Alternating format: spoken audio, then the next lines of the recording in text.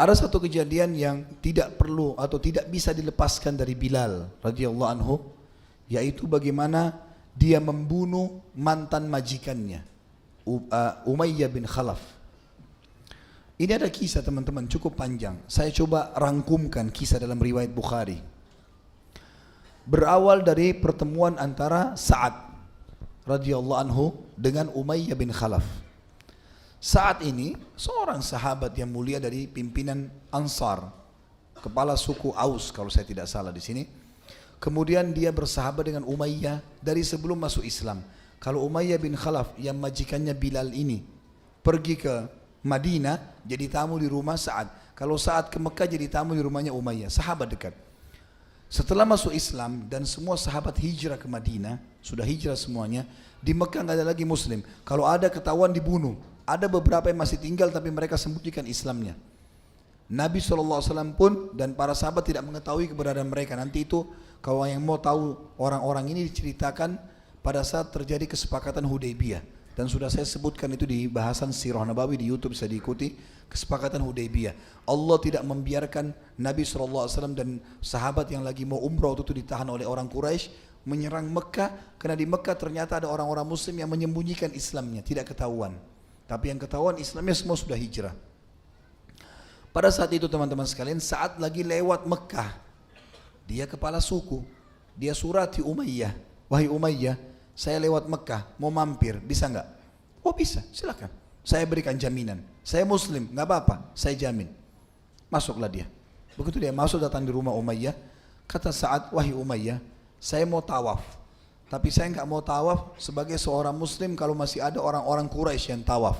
Karena tradisi waktu itu teman-teman sekalian, sebelum pembebasan kota Mekah, kalau orang tawaf, tawafnya telanjang. Kalau yang nggak punya uang untuk beli baju dari Mekah, kalau tawaf ada baju khusus. Kalau kita sekarang pakai ihram, kalau dulu mereka pakai baju khusus buatan Mekah. Yang tidak mampu tawafnya telanjang. Zikir dan talbiyah diganti dengan tepuk tangan dan siul. Kata Sa'ad, saya nggak mau tawaf kalau mereka masih ada. Dosa ini. Baik, bagaimana caranya? Tunggu kalau kosong panggil saya, kata Sa'ad. Sa'ad pun tunggu di rumah Umayyah. Umayyah pergi kumpul di Darun Nadwa sama teman-temannya Abu Jahal dan grupnya. Malam hari, pada saat mereka sudah bubar, dia pulang ke rumah, dia lihat kosong Mekah, tak Ka'bah maksudnya. Karena zaman dulu kalau habis Isya, habis Maghrib sudah mulai kosong. Orang gak ada lagi yang tawaf. Mereka belum punya syariat seperti kita. Pulanglah Umayyah lalu berkata kepada Sa'ad, wahai Sa'ad, sekarang sudah boleh. Sekarang udah kosong, ayo kita jalan berdua. Masuk di tawaf, masuk di Ka'bah. Begitu mau tawaf, datang Fir'aunnya umat ini. Hah? Siapa?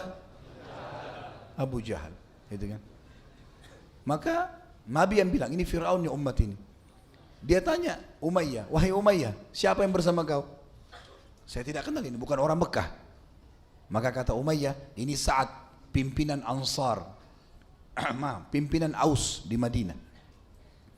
Dia sudah tahu, Abu Jahal tahu kalau orang Madinah semua sudah Muslim. Dia bilang, wahai Sa'ad, berani benar kau masuk ke sini. Demi Allah kau tidak akan keluar hidup nih. Kata Sa'ad, saat ini kepala suku nggak biasa diancam. Dia juga bilang, demi Allah kau tidak akan bisa sentuh saya. Ribut nih. Kata Abu Jahal, demi Allah saya bisa. Kata Sa'ad, demi Allah kau nggak bisa. Ribut. Dan kalau kau berani sentuh saya, kata Sa'ad, saya akan lawan kau. Sampai kalaupun saya yang kau bunuh, sukuku Aus akan datang menyerang Mekah. Mereka habis atau Quraisy yang habis? Suku Aus terkenal, ahli perang dari Madinah. Nanti kita lihat kiprahnya mereka di peperangan Nabi SAW banyak sekali. Pemberani semuanya. Gitu kan. Maka Umayyah bingung, siapa yang dia mau pilih nih? Ini Sa'ad temannya, Muslim dari Madinah. Ini Abu Jahal temannya. Waktu itu dalam riwayat dikatakan jiwanya cenderung pada Abu Jahal. Tapi di Mekah dipanggil Abu Hakam, orang yang bijaksana. Kita panggil Abu Jahal. Kalau dia beriman pada saat itu semua beriman. Gitu kan. Cuma dia nggak mau. Waktu ditanya sama Abu Sufyan, kenapa kau nggak beriman wahai Abu Hakam? Kata dia apa? Dari dulu suku saya sama suku Muhammad bersaing. Mereka siapin makanan jemaah haji, minuman kami juga lakukan. Mereka siapkan pasukan bela Mekah, kami juga siapkan. Sehari suku Muhammad, sehari sukuku. Sekarang di suku Muhammad ada nabi, sukuku nggak ada nabinya. Kalau aku beriman berarti aku kalah. Gara-gara itu dia bilang saya tidak mau beriman sama Muhammad. Maka waktu Nabi dengar, Nabi bilang dia Abu Jahal. goblok nih orang. Kalau dia beriman, satu Mekah beriman. Abu Sufyan bilang, kau pemimpin kami, kalau kau beriman kami ikut. Maka dia sebutkan tadi, dia nggak mau beriman. Akhirnya Umayyah cenderung dengan temannya Abu Jahal. Dia bilang, wahai Sa'ad, jangan kau angkat suaramu depannya Abu Hakam, karena ini pemimpin lembah ini. Apa kata Sa'ad waktu itu? Wahai Umayyah, kau bukannya bela saya sebagai tamu, malah kau membela orang ini yang mau membunuhku, gitu kan? Mana kemuliaanmu? Kalau begitu mulai sekarang putus hubungan persahabatan kita. Dan ingat, saya mau sampaikan satu hal. Kalau Nabi kami, Nabi Muhammad SAW sudah menyampaikan kepada kami kalau kami akan membunuhmu nanti. Kalimat ini, Nabi menyampaikan kepada kami kalau kami akan membunuhmu.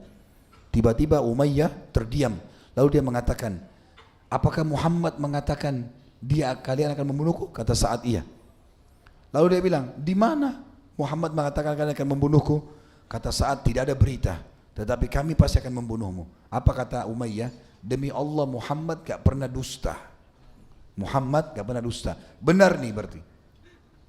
Maka dia tinggalkan Sa'ad, dia tinggalkan Abu Jahal. Dia pulang ke rumahnya. Di tengah jalan ada rupanya orang yang nanti masuk Islam jadi sahabat. Dengar, lihat, dia bilang di tengah jalan, demi Allah Muhammad gak pernah dusta nih. Dia tinggalkan Abu Jahal sama Sa'ad. Lihat di sini ya, pengecutnya Abu Jahal. Waktu sudah tinggal berdua, Abu Jahal tinggalin Sa'ad. Tadi dia demi Allah, pendusta. Maka Sa'ad juga pergi pulang ke Madinah, gitu kan.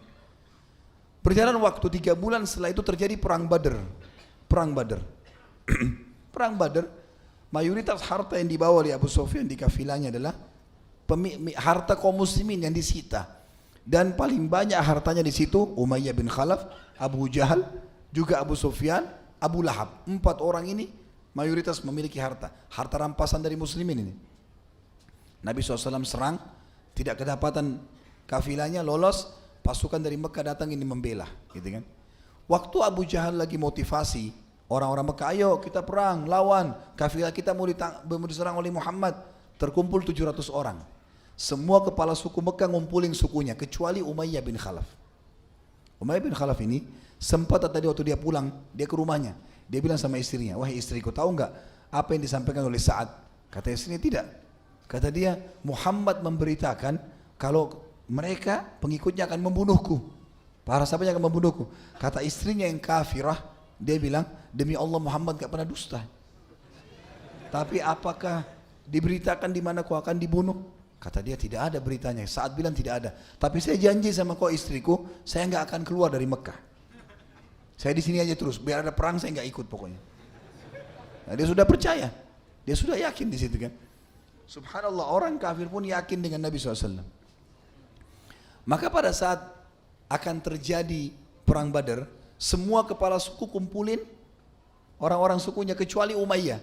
Umayyah duduk, dan Umayyah ini suku Quraisy, pemimpin suku Quraisy yang paling banyak prajurit perangnya, 300 orang. Dia sendiri 300 orang. Duduk semua 300 orang depannya dia, depan Ka'bah. Umayyah, Abu Jahal lewat. Dia lihat, wahai Umayyah, kenapa kau enggak bergerak? Kafilah kita diserang. Kau juga termasuk pemilik harta terbanyak situ. Dia bilang, wahai Abu Hakam, kau tidak ingat apa yang Sa'ad bilang? 3 bulan lalu, kalau saya akan dibunuh oleh teman-temannya Muhammad.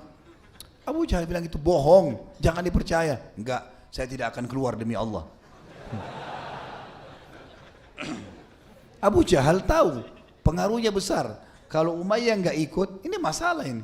300 orang nggak ikut, bisa suku lain bubar juga nggak jadi ikut. Dia mau hartanya selamat. Dia pulang ke rumah, dia ambil dupa, diisi bakaran dupa, ditaruh dupa itu khusus wanginya wangi perempuan. Wangi perempuan. Jadi kalau di Mekah orang lewat bau itu berarti perempuan. Kalau laki-laki lewat berarti banci. Ini khas perempuan. Abu Jahal ambil punya istrinya, dia bawa ke dekat Ka'bah. Lalu dia bilang sama Umayyah, tatayyab, nih pakai ini minyak wangi. Pakai ini wangi-wangian. Umayyah tahu ini bau perempuan. Kenapa kau kasih saya ini punya perempuan? Ya kau kan memang perempuan, gak mau perang. Maka Umayyah marah nih, ditepis sama dia. Lalu dia pulang ke rumahnya. Dia bilang, saya akan ikut. Pulang ke rumah, dia bilang sama istrinya, siapkan perlengkapan perang saya. Kata istrinya, kau sudah tahu, diingatkan lagi. Perkataan Sa'ad 3 bulan lalu. Kalau Muhammad beritakan teman-temannya akan bunuh kamu, kenapa mau ikut? Dia bilang Abu Hakam permalukan saya. Saya akan keluar dari Mekah beberapa langkah, nanti saya kembali lagi. Memang riwayatnya begitu. Ya. Supaya saya tidak dipermalukan. Subhanallah, sabda Nabi benar. Setiap kali istirahat pasukan Quraisy, Abu Jahal selalu jaga Umayyah. Dia tahu Umayyah ini mau lari. Jadi dia selalu jaga, setiap istirahat, hai Umayyah kau duluan berdiri. Suruh berdiri. Jadi selalu dijaga sampai tiba di Badar. Sampai tiba di Badar. Baik, sekarang kita masuk ke inti bahasan kita. Ini semua rentetannya supaya kita tahu mukjizat Nabi SAW. Waktu perang Badar terjadi, muslimin menang. 314 orang melawan 1000 orang. Kalah Quraisy, kocar kacir. Gitu kan? Ada ceritanya panjang lebar kalau teman-teman ikuti di YouTube tentang kisah perang Badar, kisah perang yang mulia sekali. Bilal termasuk hadir, dan orang yang hadir di perang Badar ini mulia, diampuni dosa-dosanya. Sampai kalau ada sahabat yang melanggar setelah perang Badar pun, Nabi SAW mengatakan, jangan diganggu, ini orang Badar, nggak apa-apa, maafin, ini orang Badar. Badar ini punya kemuliaan sendiri. Satu-satunya peperangan yang malaikat hadir dan ikut membunuh musuh itu di perang Badar. Sampai Allah menggambarkan dengan hari yang besar, gitu kan? Baik, yang jelas pada saat itu kalah orang-orang kafir Quraisy, pada lari berantakan. Ada orang-orang yang sedang ditawan oleh muslimin, banyak sekali harta rampasan perang. Karena muslimin waktu itu keluar bukan untuk perang, untuk mengejar kafilah. Perlengkapan perangnya sederhana. Quraisy dengan baju perang, semuanya hartanya dikasih, dibawa. Lalu kemudian dibuanglah semuanya. Termasuk yang waktu itu tidak bisa lari, Umayyah bin Khalaf ini. Karena badannya gemuk sekali. Dia waktu mau lari, kudanya berontak, dia jatuh. Waktu dia jatuh dengan baju perangnya, dia berdiri. Kemudian dia mau lari serba salah. Semua temannya ini orang-orang yang sudah pada lari. Nggak ada kuda, nggak ada apa. Di depan matanya ada Abdurrahman ibn Auf radhiyallahu anhu. Abdurrahman ibn Auf lagi ngumpulin harta rampasan perang. Pedang, perisai, kumpul-kumpulin. Ini kan tujuannya dibawa ke kemah Nabi. Nanti Nabi bagi rata kepada para sahabat. Cuma ngumpulin ini dapat pahala ini. Bawa ke sana, nanti juga dapat rampasan.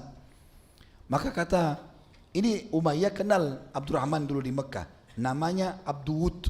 Wud itu nama berhala. Dia tidak tahu kalau sekarang namanya Abdurrahman. Dia bilang, hai Abduwud, kesinilah. Abdurrahman gak mau balik. Abdurrahman bilang, saya gak mau balik. Dia bilang, hai Abduwud, gak mau. Dia bingung, panggil apa lagi? Dia bilang, hai Abdu Ilah. Abdu Ilah, ilah Tuhan, gitu kan. Maka Abdurrahman bilang, iya, kenapa wahai Umayyah? Dia bilang, mau nggak kamu? Lebih baik daripada itu yang kamu kumpulin. Pedang-pedang, perisai, ada yang lebih baik, lebih mahal, lebih bagus. Kata Abdurrahman, tentu saja. Dia bilang, tawan saya. Saya kamu tahu kedudukan di Mekah, orang paling kaya, kepala suku, tawan. Selamatkan saya, maka apa saja kau minta ditebus oleh keluarga saya, oleh suku saya. Abdurrahman pikir benar juga nih. Ditaruh semua pedang-pedang, dipegang tangannya Umayyah. Dibawa. Tujuannya mau dibawa kemana? Ke kemahnya Nabi. Ya Rasulullah, ini tawanan saya. Jadi kalau tawanan nggak boleh diganggu gitu. Tapi lapor dulu ke Nabi.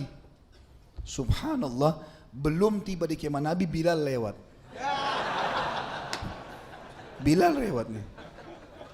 Bilal begitu lihat, Bilal mengatakan, Umayyah bin Khalaf, kepalanya orang-orang kafir.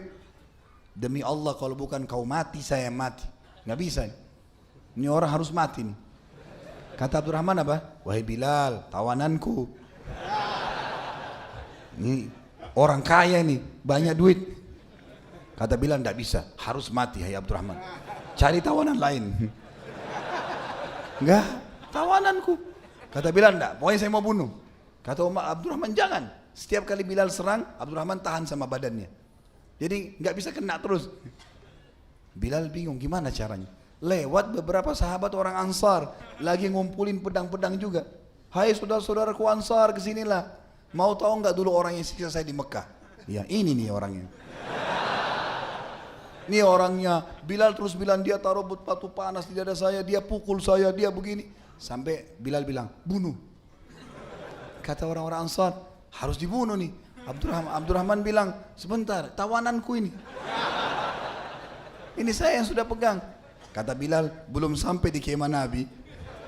Syaratnya sampai kemah Nabi. Lapor dulu, ya Rasulullah ini tawanan saya. Nah, baru jadi. Sekarang belum. Maka teman-teman orang Ansar bilang, baiklah Abdurrahman mengalahlah, kami harus bunuh orang ini. Abdurrahman bilang, tidak bisa, tawanan saya. Bilal bilang, bunuhlah, pokoknya dimotivasi. Orang ini penjahat, orang ini begini. Maka yang terjadi pada saat itu, orang-orang Ansar bilang, tidak ada pilihan, hai Abdurrahman, kau larang kami, kami juga tetap akan bunuh. Maka Abdurrahman ambil cara unik, dia suruh Umayyah tidur di tanah, lalu Abdurrahman tidur di atasnya. Tidak boleh ada yang sentuh nih, tawananku gitu. Bilal bilang, bunuh dari bawah.